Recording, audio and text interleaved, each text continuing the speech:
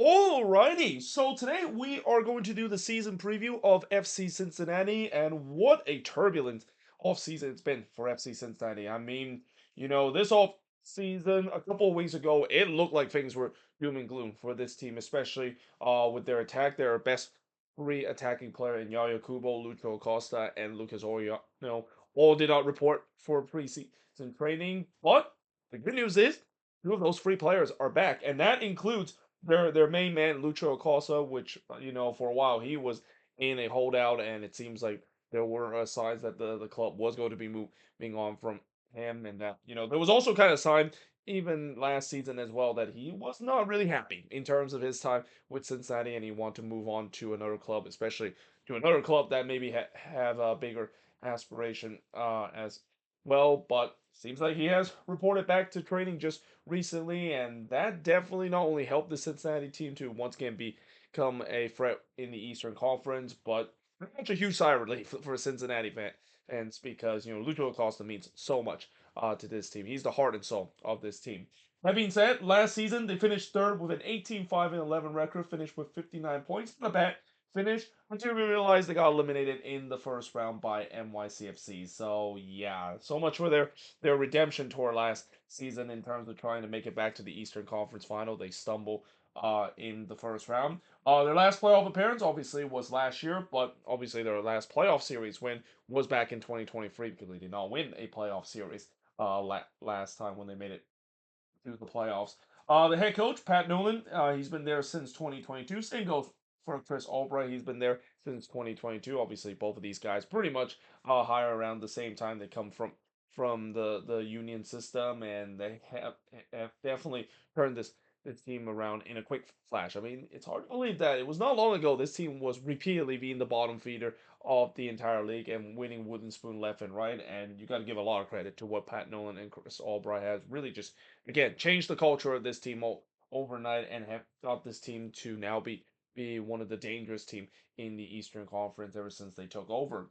Now, looking at some of the transfer that they have done, obviously the biggest signing that they've done this offseason is Kevin Dinky, which I believe he still is the record signing in terms of transfer. They pay upwards around $20 million for him from Cercle Bruges, which again, we'll see how this is gonna turns out. I mean, he's coming from a club that is not known as one of the bigger club in Belgium, but there's a lot of people saying that he has a lot of upside, and he might be finally the answer to that number nine position that Cincinnati has been looking for a while. I mean, this is a team that ever since Brandon Vasquez has left, they tried with Aaron Bupensa. Kind of worked out in a bit, but then yeah, the off the field situation happened, and they had no choice to cut loose from him. And then they tried Kevin Kelsey last season. He looked good at least in the beginning, and then just kind of fall off a map to a point where he wasn't brought back to the team. Now he's with the Portland Timbers. Then they also got Lucas Oriano,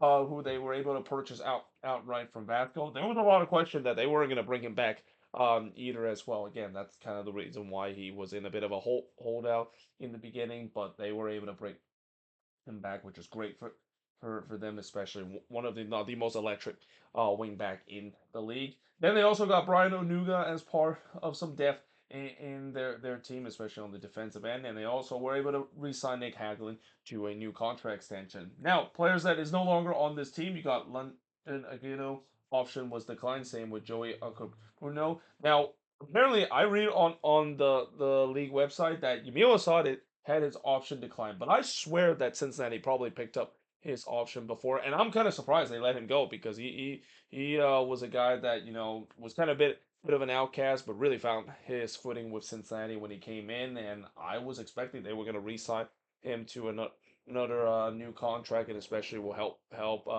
use his depth in terms of the attack, but looks like that's not going to be the case. And if it's not going to be the case, I'm surprised no team is looking to try to get Yamil Assad of how much of a revelation he was last year with Cincinnati. Then they also declined the option of Isaiah Foster.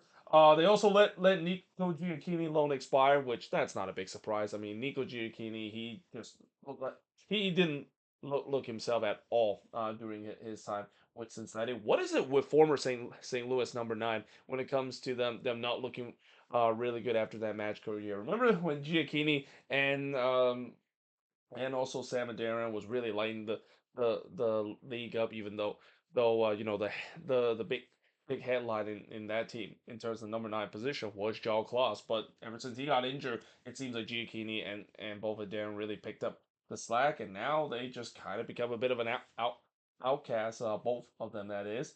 And then they of course declined the option of Kip Keller, which Minnesota was able to pick up his option. So technically, he got traded to Minnesota, even though that's not how it works. They of course declined his his option, and Minnesota basically picked him up in the reentry draft. Then they also move on from Kevin Kelsey. Obviously, he's now with the Portland Timbers after the Timbers negotiated with Shakhtar Donetsk to get his right outright. They also declined the option of Akinins or Donetsk and Malik Pinto as well. And then they also traded two of their defender to the Colorado Rapids. This was relatively early in the offseason where they trade away Chidozo Awaziam and Ian Murphy to the Colorado Rapids. Very surprising, the fact that they decided to trade some of their depth pieces. I mean, they were already a little bit thin at the back in terms of depth, and this move kind of didn't make sense. The fact that they decided to trade both of them away, considered both of them seems very serviceable last year as well, and this is why one of the biggest need that this team absolutely need is defensive help, and I'm kind of surprised they haven't really looked into that, considered they're very short when it comes to the depth chart, especially on the defensive end. Now, looking at the first 5 game of the season, so they get off the first game by playing against the New York Red Bulls, and yeah, that's not going to be an easy task in their first ever game. And then they have obviously the Pat Nolan derby. I mean, I can't really call it the Jim Curran versus Pat Nolan and the Master versus Apprentice derby because Jim Curran is no longer there as well. So I might as well just call this the Pat Nolan Chris Albright derby, since both of those guys came from the Union system as they go on the road to face against the Union. Then they return home to play against Toronto before going on the road to play against Charlotte before returning at home to face against Atlanta United. Looking at their last 5 games, they got a home game against Nashville SC, and then they go on the road to face against the defending MLS Cup champion, that is the LA Galaxy. Then they play at home against Orlando City before going on the road to play against the New York Red Bulls. So they play against the Red Bulls relatively early and late into the season. And then in the final game of the season on decision day, they're going to be playing against Montreal at home. So yeah, that schedule heading in the last 5 games. It's a little bit tricky, but certainly there are definitely chances that they can, of course, get wins, especially with the way that they looked on the road last season. And really, ever since Pat Nolan took over this team has always been a very good road team.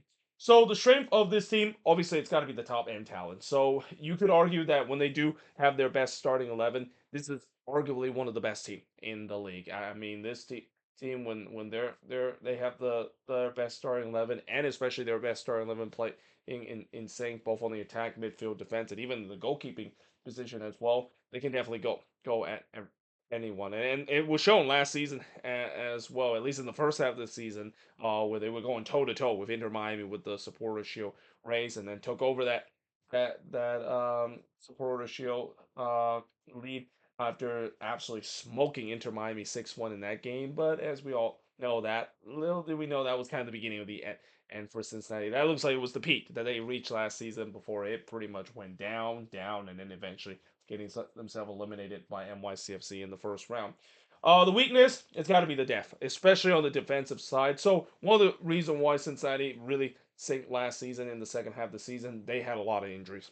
Injuries really hit hard on this team. They were even without their star Lucho Acosta for a while, and you saw how much of a difference they made when he was not in the starting 11. So there's no doubt that the depth is going to be one of the weaknesses they need to replenish. That if anything, they need to have better depth pieces as well, because the current depth pieces that they have, there's a bit of a drop off between some of the top tier talent that they have on their roster to players that coming off the bench or guys that maybe use to replace these top starters that might get injured or might have to take a rest there. And yeah, again, that's kind of a little bit scary thinking if you're a Cincinnati fan. The fact that as good as this team is, man, if you look past that great starting 11, there's a bit of a hollow shell at the back end where they just don't look like a team that look anywhere to be an MLS Cup contender with the depth that they have.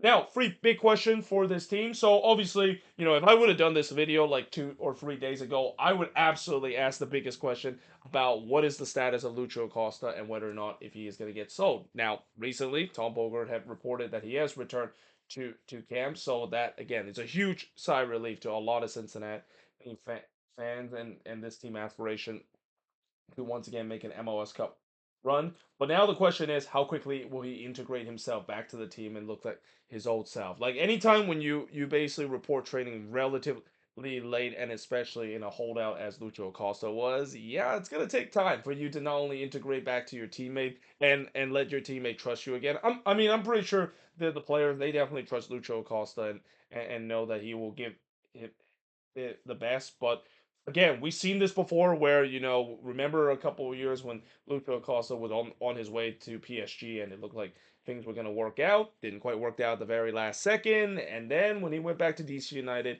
the following season, he just looked very unmotivated and looked still very devastated that he didn't get that move. Is this going to be the case again this upcoming season? Because if it is going to be the case, that could be concerning if you're Cincinnati and especially the value you could potentially sell him off in the near future as well. So that being said, we talk about Lucho Acosta returning to the team. We also talk about Lucas Oriano returning to this team as well. Well, now what about Yaya Kubo? Because with the three players I mentioned in terms of being on a holdout, Yaya Kubo is the last player that is currently still in a holdout, and this is kind of a weird holdout too. I'm not sure why he decided to hold out. There was not really any report saying that he might be move on to another team. So yeah, it will be interesting to see how they can get him out of this holdout, or maybe they might even think about just selling him in the first place. Now selling him, that's a difficult decision because I always think Yaya Kubo is an army swift knife on this team. I mean, he can play in pretty much any position. He's a very versatile player. Kind of reminds me a little bit of Julian Resso when everybody were mentioning how versatile he was, and to lose that kind of player like that, yeah, that's gonna definitely hurt Cincinnati more than people might think. So we'll see whether or not if they can get this sorted out and get himself maybe a new contract to satisfy him as well. And then lastly, I think the third big question of this team is will they sign some U22 players as depth, knowing that they have all three spot open. So they have all three of their U22 initiative open. They don't have their DP spot open. All three of them is now filled out. So now we'll see whether they can sign some U22 initiative player. That I think signing these players and using as depth will really help this team, especially if Chris Albright gets the right player there. Because as I said, this team desperately need depth. This team, on paper, on the attacking end, this team is definitely ready to compete in the Eastern Conference and be an MLS Cup contender. But that can only happen if everybody can stay healthy. And we know throughout a season that doesn't usually happen. It rarely is the case where everybody can stay healthy. Injuries is going to happen, and this is where Chris Albright is going to have to look to get some of these players that can come in especially if some of these starters could get injured, or if some of these starters need to have a rest as well, because as we know, the MLS regular season, it's a grueling season. I mean, it's not just that the, the MLS league play that is a thing that they need to worry. They also have to worry about the CONCACAF Champions Cup as well. So you add that on top of it, and they have to play potentially in Leeds Cup once again. Now you really need to have those depth. There's no way you can play your starting 11 game in and game out. I mean, all of them will basically be worn down by the time when we hit July. So expectation for this team, it's obviously a deep playoff run and maybe MLS Cup with a question mark. Again, this team has the tool to be an MLS Cup contender, and I've said it many times.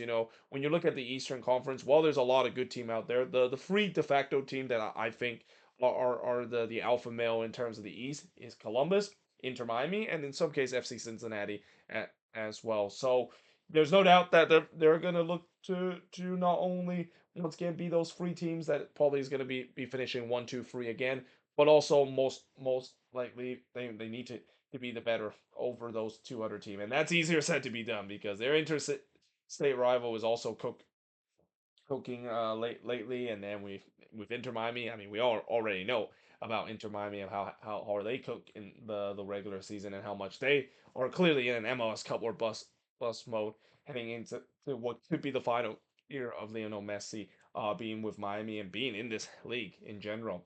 But there you have it. That is pretty much it for me talking about Cincinnati in this season preview. As always, let me know in the comments below what do you think of this video. And if you're a Cincinnati fan, what do you think is the strength, the weakness, the free big question, and also, most importantly, the expectation is for this team heading into this season. But until then, hope you guys enjoyed this video. If you do, make sure you guys leave a like, smash the subscribe button, and yeah, I, of course, will see you guys next time.